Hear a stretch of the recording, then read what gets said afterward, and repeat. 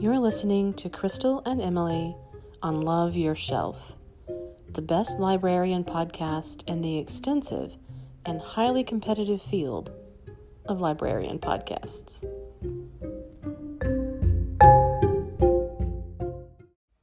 Hello. Hello. We are here with Love Your Shelf for episode 6. Nice. And we're still kind of coming off of a backlog. We'll call it a backlog, and not that we just weren't doing any of it. Not laziness or... Just a slight backlog. So I have a lot of things to talk about today. Yeah. And I've just been burning the midnight oil, apparently. Oh my gosh. I've got books galore. I don't even know if we'll have time to talk about the stuff I've watched, but... I don't know when you sleep. Like, you say that you sleep. I know that you don't need much sleep, but you say you sleep. I don't know when you do. I don't either, because I'm always tired. So it doesn't feel like it's adding up. Yeah, exactly. I should probably sleep more than I do. No. Do it for the podcast. That's all it's for. So I was very excited about a new book that came out by Kevin Wilson. And Kevin Wilson's the author of what's going to be our big read book for the year. And it's called Now Is Not the Time to Panic. And it is very much in the same vein. Great. It's a great book. Cool. I don't want to go into it too much, but we do have it. If not yet, no, it's coming out soon. Okay. So we will be getting it for the library, but it's coming out. I was very pleased to be able to get a really early copy of it. Yeah. And it's both just like the big read book, which the name of it is. Oh, I didn't know if you were like quizzing me. It's called Nothing to See Here. I was quizzing you. It wasn't anything going on with my brain. But Nothing to See Here. So it's touching and funny in the same way. Dealing with, different times in people's lives. Yeah. And so, yeah. I like his sort of, informality.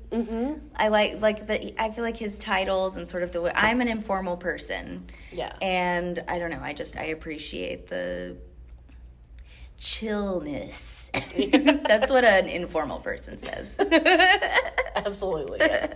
And he writes also from the perspective of female characters. And that's does the same it well. In this book too. And that's so true. I hadn't even you don't actually. I was stopped thinking and about thought this. about that, and I usually do think about that. And so the fact that I hadn't, you don't necessarily see a lot of that, especially over and over. Yeah, true. So I could never write from the perspective of a man. I don't think I could anyway.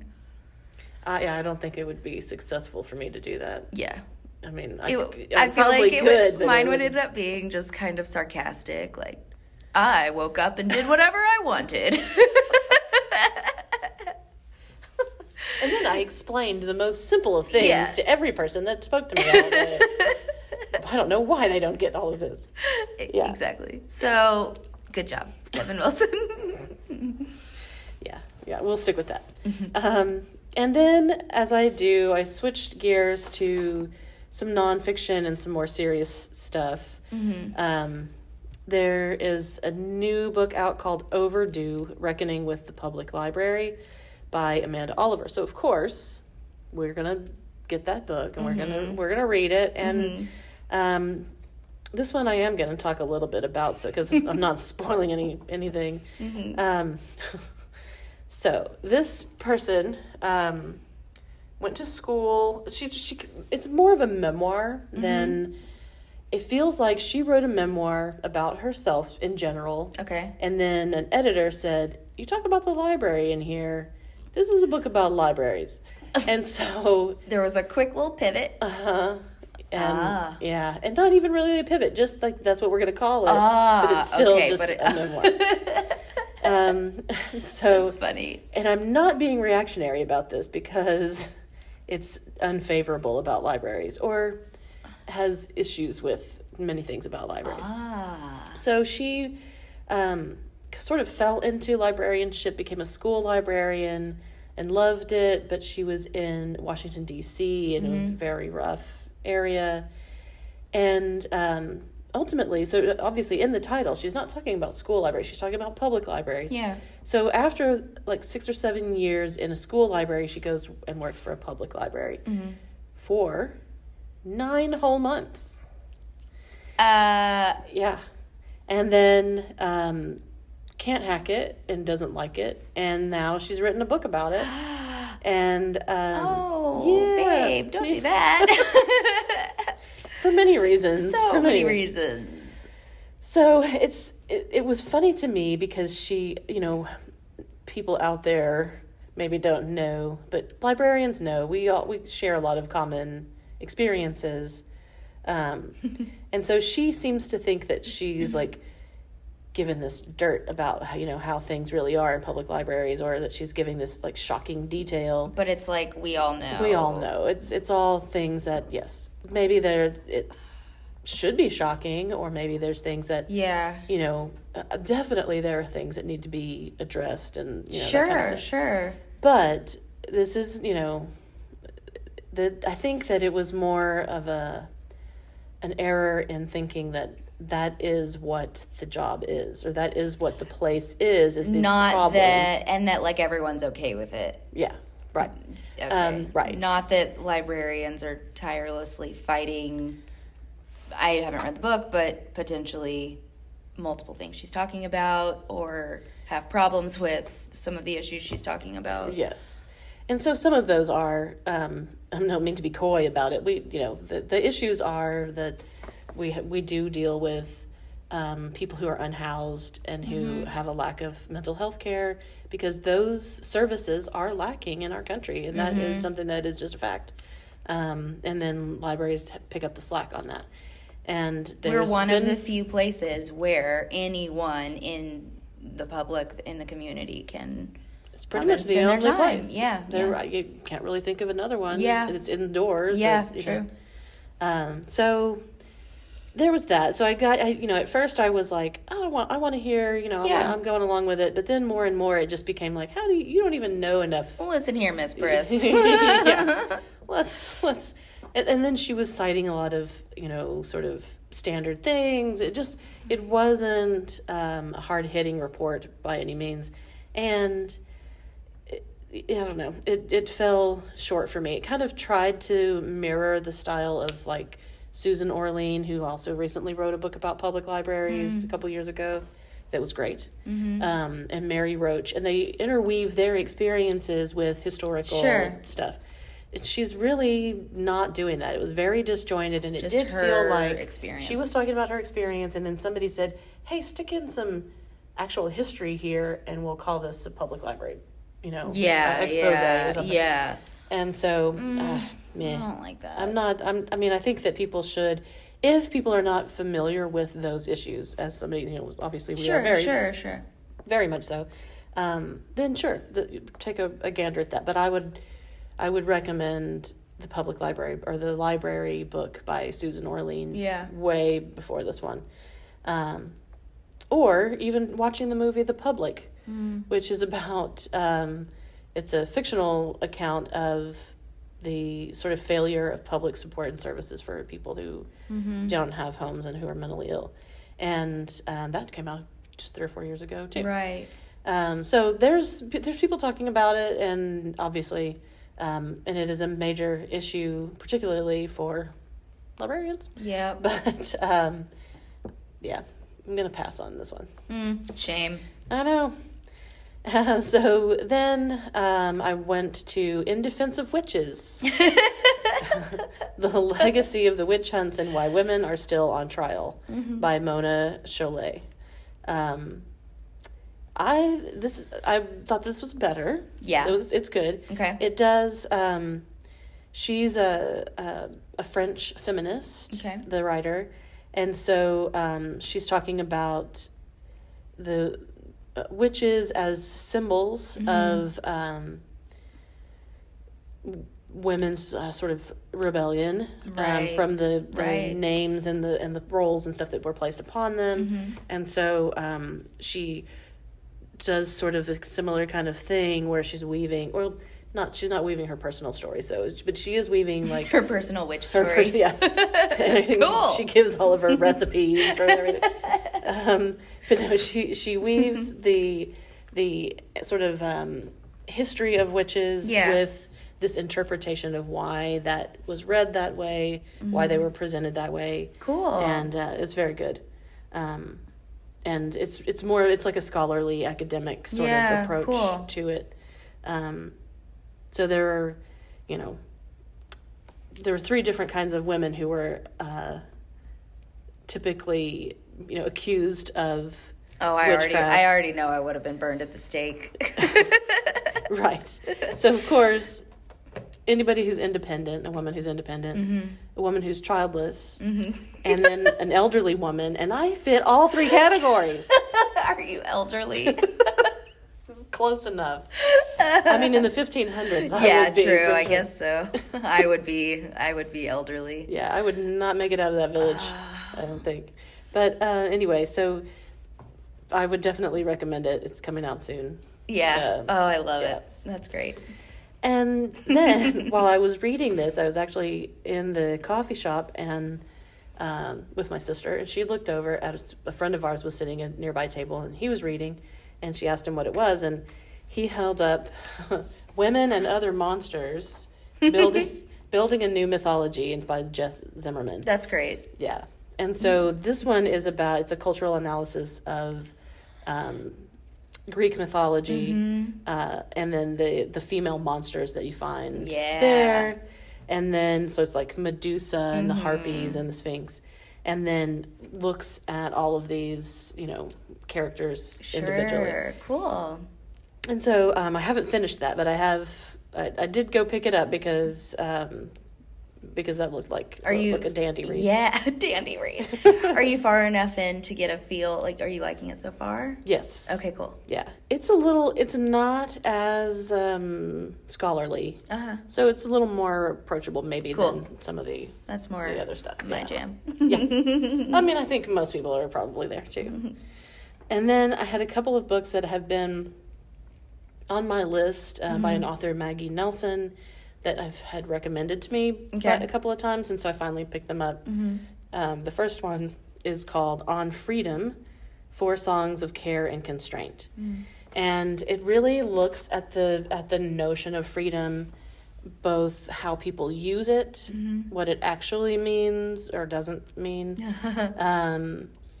and then and it's like a whole cultural critical analysis, basically, using that term to examine everything from art to climate crisis and stuff like that.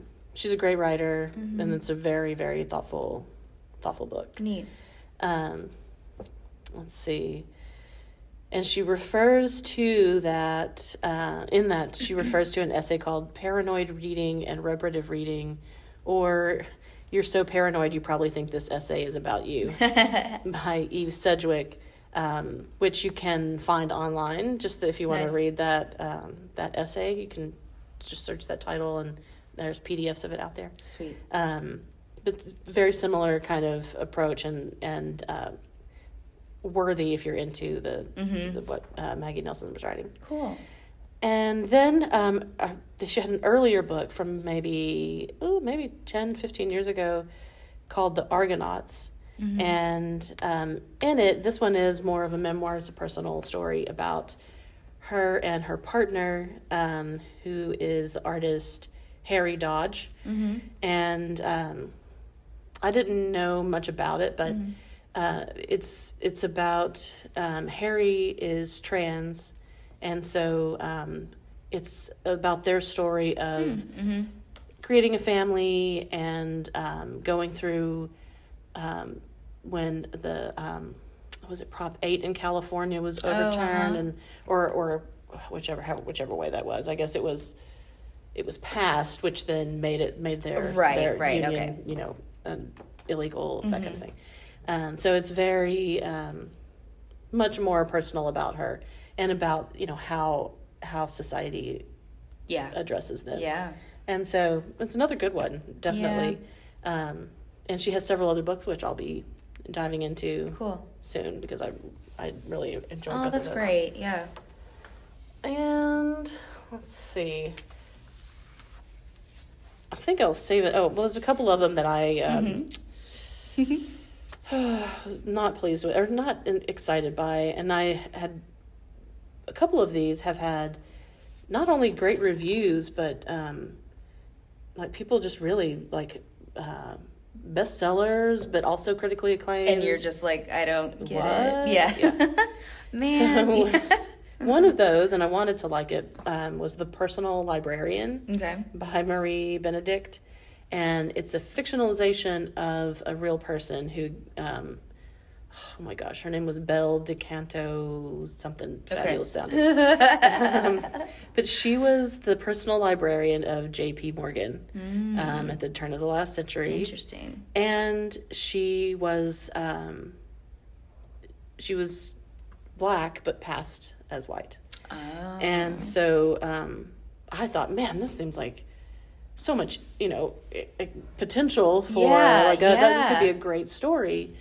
And it was boring. Oh, no. I'm going to try it. I was listening to it as an audio. And sometimes those, it's hard to get into. Yeah, it kind of sets a tone that you can't get out of. And yeah. So I may just try and read it and see if it's better. Because I am interested in the story. You read it real excited, like, in your head. Just really fast. Yeah. That's okay. Play some exciting music in the background. Right. Yeah, I don't know. Well, yeah, that's a shame. I'm curious. I was really bummed out about that.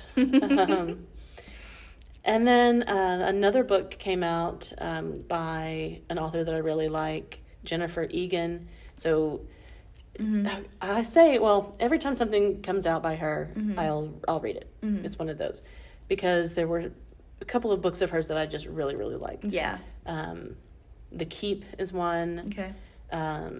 Welcome to the Goon Squad is another one. But not all of them are great, but I'll always read whatever she's got coming out. And the Candy House is the new one. And it's got a little techno side to it. And there's I'm very intrigued. I'm only halfway through it. Obviously, I'm putting down a lot of things that I'm halfway through with lately. But this one, I'm going to finish it like tonight, I'm sure. Okay. And so... give us a full report. Yeah. After that. Yeah, because I do want to talk about it, but okay. I haven't, I can't fully say anything about it just yet. Okay. And so then I've watched a few things, and I think I mentioned last time that I've kind of been catching up on stuff that I'm watching new seasons of it. Right. So not everything is that, but I will kind of start with those. Oh, before I do that, actually, I do want to mention that I came across 2 short stories recently by 2 of my favorite authors who've also been big read authors. And they were both really, really great, so I want to mention them. Okay. So Madeline Miller, who wrote Circe, wrote a little... It's not even a novella, but it's kind of published or printed as a novella called Galatea. And it's kind of... Galatea is a mythical character, but it's really fascinating. It's basically this sculptor sculpts her into life. So he creates this sculpture that he's in love with, and then he asks the gods to give her life. But she's still kind of... not squirrel wifey. No. Oh, no. Not the squirrel wife. I was just telling somebody about the squirrel wife a couple days ago. It's like, you just have to see it. I can't really describe it. I know, it's true. Yikes. But no, it's much darker than that, even though that was weird. That was a children's book weird. Yes, yeah exactly. But basically, he wants her to be a statue and not have a mind of her own and a voice of her own and all that kind of thing. Okay, gross. Yeah. And so she's, plotting how to get away. And I'll leave it at that. Okay. So, yeah. Go, girl. Very good. It's I like that. It is a short story, so it's quick. Cool, yeah. And then Emily St. John Mandel, who wrote Station another 11. quiz, Station 11. Another quiz. My boss just quizzes me like this throughout the day. All day, yeah. Okay. And so she had a short story in a collection, which I also recommend the whole collection, but it's called Future Tense Fiction in Stories of Tomorrow. Mm-hmm. And she had a short story called Mr. Thursday. And it kind of takes place in the same universe as her latest book, the latest novel that she wrote. Well, the last two, I guess. The Glass Hotel. And what was the new one? I don't know this one. You failed the quiz. I can't remember the name of it either. But her most recent novel, which I have talked about a year before. You liked it. I loved it, and the title escapes me. But yeah, from that same time, universe. World. Yeah. And it's really good. Cool. Yeah. So we don't talk about short stories much. You don't actually. I don't read a lot. I really don't read them very much. Yeah. At all. It used to be much more of a respected art form than it is now, I think. Yeah. Which is funny when you think that everybody talks about, people have such a short attention span, but nobody all these people out writing novels. Yeah. Novels just get longer and longer. Right. Some of them are outrageous. How? Donna Tartt, I'm looking at you. Donna Tartt. And who wrote Outlander? Good Lord. Oh, Diana Gabaldon. Yeah, that's right.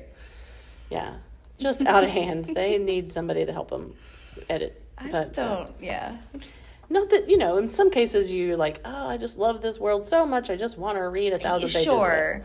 But, talking about Donna Tartt, George R. Martin and... Yeah. Yeah, just put down the pen.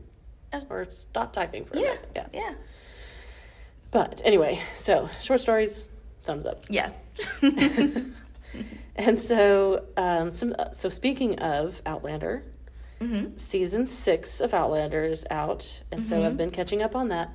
And it kind of, to sum it up, somebody who's only kind of started, a friend of mine who's just sort of started reading those, was had gotten to maybe the 5th novel or something.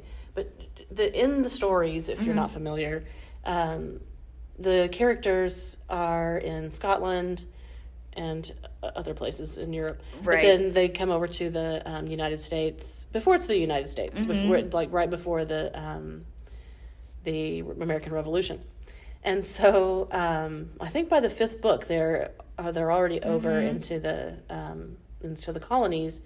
And so she had gotten to that, and she was like, "Oh, there's 9 books now. What are they doing there?" They're like, "They're still there." The American Revolution hasn't happened yet. And she was dumbfounded. What? How? There's another 4,000 pages before anything even happened. I had started watching the series, and I do think I want to go back, and I'm torn, because I want to go back and read the books, I really do. But I was enjoying the series, and it's funny, again, that I brought that up because I tried to get back into it yesterday. And I thought I had gotten well into the 2nd season. I was only episode 13 of the 1st season, and so much had happened. Yeah.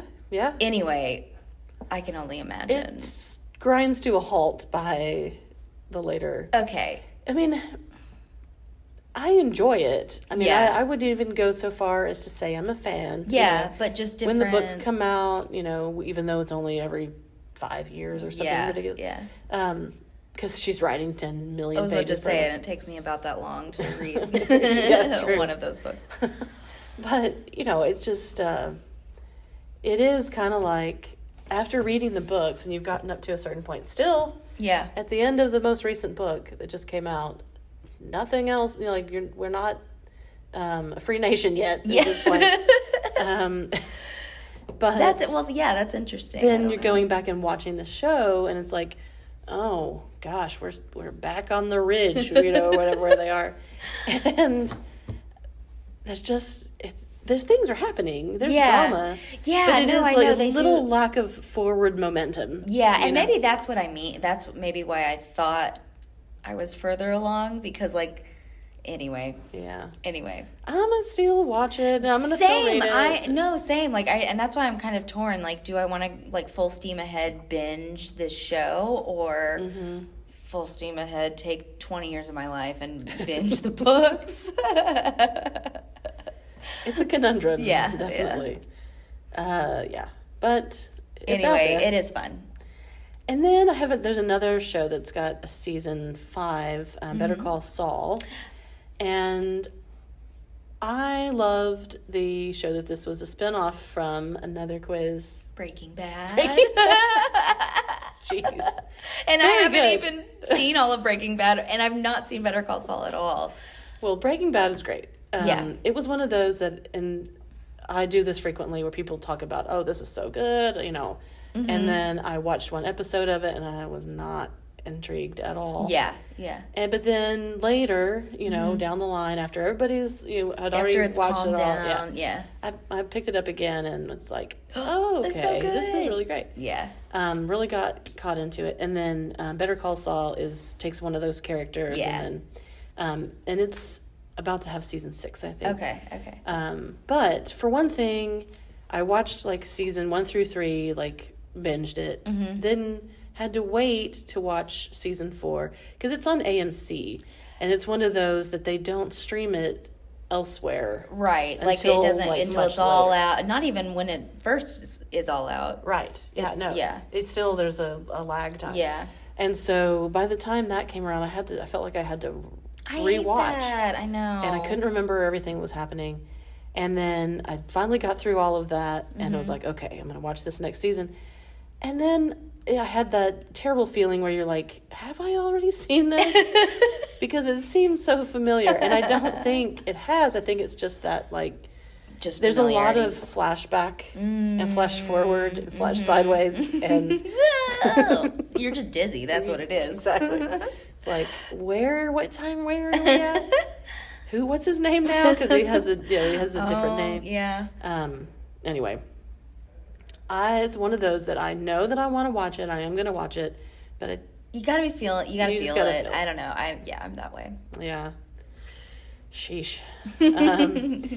And then there was a season 2 of an Amazon Prime show called Upload, which the first season, Oh yeah. I kind had of to watched think about it and- yeah. Sorry. Keep going. yeah, no, I kind of quickly, went through it, and it was Yeah. like It was cute. a COVID home time Yeah. watching experience.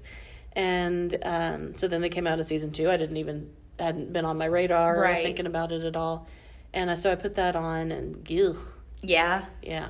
That was, I feel like, kind of by Boring. the end of that season, I was like, all right, I got what I needed from you. Okay, so good to know I'm not missing anything. No, it tries to be off the wall, but It's not. I mean, well, I don't know. And it's that kind was of- not the personality, at least. Did you ever see the show Eureka? It's No. about- Isn't it like a neighborhood or something? yeah, it's like a hidden neighborhood or town in California where it's all like populated by geniuses, Okay. and they are like it's a government kind of Yeah. thing. Is it HBO? No, it was on maybe Sci-Fi or something Okay. like I that. know I've seen it. Like, It had to have been advertised. 15 years ago because my nephew liked it when he was a kid, and so I ended up watching all of that. But it kind of reminds me of Upload, and it's like not. You can tell that it's not real high budget, and like the actors are not like maybe they're top stars or- choice. Yeah. and it's not bad. It's just a Yeah. little bit throwaway. A little off. Yeah. I know what you mean. Yeah. So That's a good way of putting that. yeah. Could be left. Yeah, I'll aside. skip Until you're it. like super duper bored. I'll and you skip really, it, really yeah. want it. Let's see. Now this is also one that has multiple seasons, but I haven't seen it, and that's Yellowstone. Everybody loves it. Everybody is talking about this show. Yeah. Which Shannon usually... and Moxie always looking for their Yellowstone. Oh my gosh. I didn't even know that. I think so. I think it's Yellowstone. Oh, I'll have to talk to her about this. But I just started it, and it's Kevin Costner, yes, as a landowner. And is it in Wyoming or somewhere? Don't quiz me on this. Like that. I don't know. Yeah. Somewhere like that. Yeah. I'm getting confused because I have another show that I do want to talk about, similar setting. Okay, interesting. But yeah, it's about this super duper wealthy family because they're cattle ranchers, and then they butt heads with the government, and then the reservation. And it's also, so I can see that it's like a drama thing, but it is a little bit like a network drama feel to it. Yeah. So I don't know. We'll give it a chance. And then there's another show that stems from that. I think it's 1873. My dad was telling me all about both. Yeah? Yeah, he's interested in this new. Well, I'm not clear on how much he's seen of both, or if he's just interested in seeing them. I was clearly zoned out a little bit when he was I was interested. Which is what you're doing right now. No. It's different when when it's my boss versus my dad. Just kidding. I'm going to lord that over him. He knows. He knows. Bless him. But so I think that I saw 1873. And I was like, ooh, I should watch that. And then I thought, well, I mean, if it's an offshoot of this other, maybe I should watch that too. Right. So I thought I'll go in order this time. Yeah. We'll see how it goes. I've just seen a few episodes. Yeah. But there is an intriguing Western that there's only 2 episodes out. Also on Amazon, starring Josh Brolin. Oh. It's called Outer Range. I did see that advertised. Yeah. Is it good?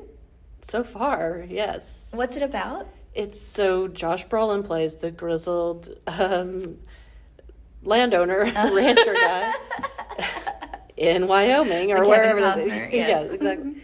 So hence my total confusion. Yeah. But in it, it's kind of set up where he's got 2 sons, grown sons. They're living at home.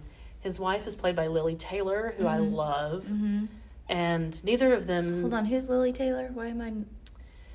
She's like an indie queen. She's done lots of indie movies. And she was in an HBO movie that series that I really liked. Lily Taylor... Yes, okay. I recognize her, but I can't think of what I've seen her in. Yeah, she's Mystic Pizza. Great. That was like her big break. Say anything? I didn't know that. Okay. Yeah. Anyway. So she started back then, but neither of them seem to be old enough to have 2 grown. I was about to say, children.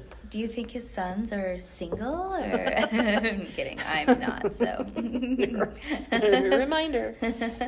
So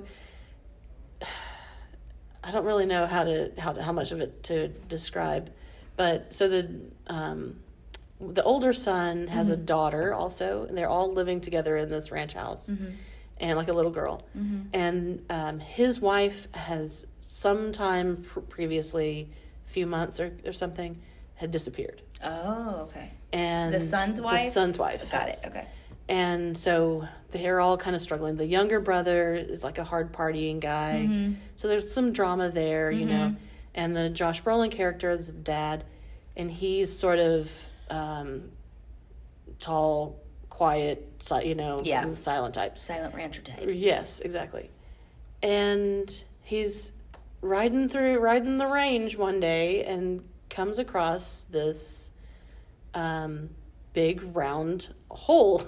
I was like on the edge of my seat. I was like, comes across big, just round, a void. Oh. And so it's like a perfect circle, like, I don't know, maybe 20, 30 feet across. It's hard to tell, but it's big. Giant hole, and there's something supernaturally looking about it. Did but it's mostly just not looks like see this coming. No. Okay, cool. And so he like, like looks in it and tries to like. There's something weird about it, but he drops things in there and don't ever hear it. Yeah. And so I'll leave it at that. Okay. Seems like then, wife could have found her way into this hole potentially. Okay. Yeah. Who knows? But like it's only 2 episodes, and it kept me guessing. I did not expect most of the things that have happened. Yay! There was a couple of moments where I was angry at the characters for how they responded. Yeah.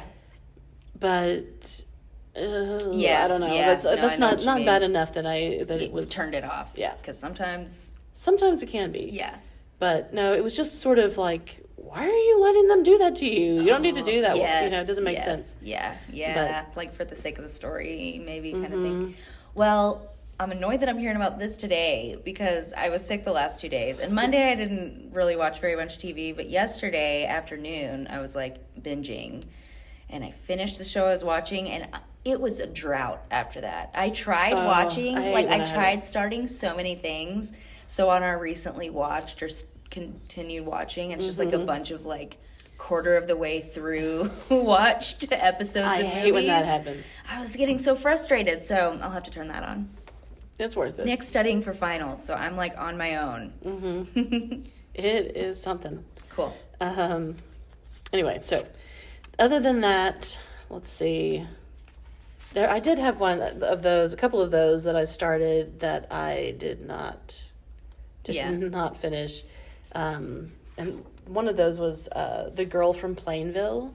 And it's Elle Fanning. I almost started that, but I kind of felt like it was going to make me mad because that story made me so mad. Exactly. And that girl's smug face makes me so mad. Yes. So it's about this girl played by Elle Fanning, whose mom's played by Chloe Sevigny, which is again a mom. Okay. Yeah. But that's what happens when you get older. Yes. Everybody becomes moms and grandmother. And so, but she plays the real life girl who texted her boyfriend and encouraged him to kill himself. Yes. And he did. Yes. And so it starts with that, and like she's the girl from Plainville, I guess. Yeah.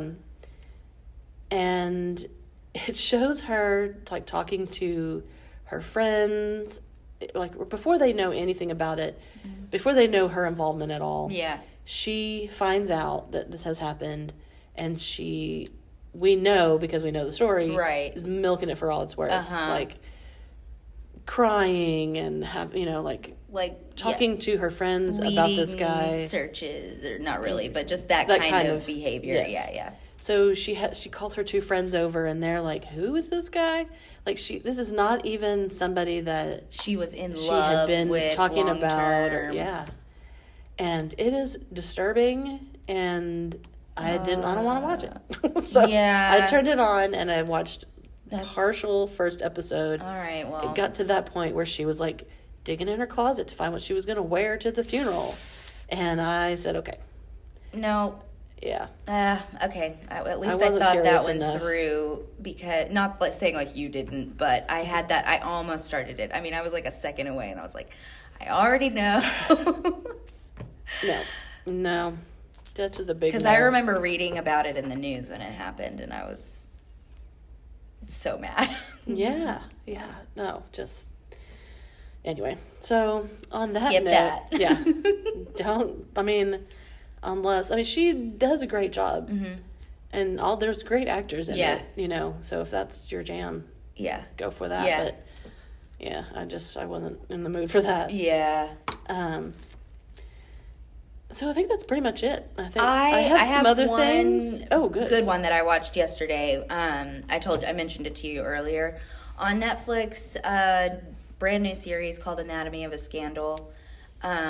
Sienna Miller is the star, and I cannot remember. I just call her Mary Crawley from Downton Abbey. I don't know what the actress's name is, but anyway, they're the 2 leads, and it's really good. There's an affair that it kind of just starts off as like a politician having an affair with a younger woman kind of thing, but then it kind of goes on, and you learn about these people's like history and their time at Oxford. And is this like are there other? Is like a series of others that are like that? I don't know, but it's based on a book, title, which okay, I had not. I know, because that sounded so familiar to me. I didn't know if I was thinking of like Notes on a Scandal or something, or like an Anatomy of a Murder. Yes. Like if I was, I couldn't figure out. And then at the beginning it said that it was based on a novel, and I was like, I bet I've just seen this novel somewhere. So yeah. Anyway, it's 6 episodes, and it's quick, and it's not uplifting at all, but it's intriguing and ends on a quote unquote good note, the best note it could. End on, I think. I will definitely. I think you'll enjoy it. Yeah. Anyway. Well, on that note, that's a much better note to leave it on than that other. The girl from Plainville. Get out of here. Right. Anyway, Anatomy of a Scandal. Watch it. Yes. And next time I'm going to talk about some movies, because I don't watch movies anymore. Like I haven't watched a movie in a long time. Yeah. I've watched a few, and I have a few on my list that I'm going to watch between now and then. Fun. So we'll talk about some movies. Cool. Hooray. And we'll talk to you then. Next time. Bye.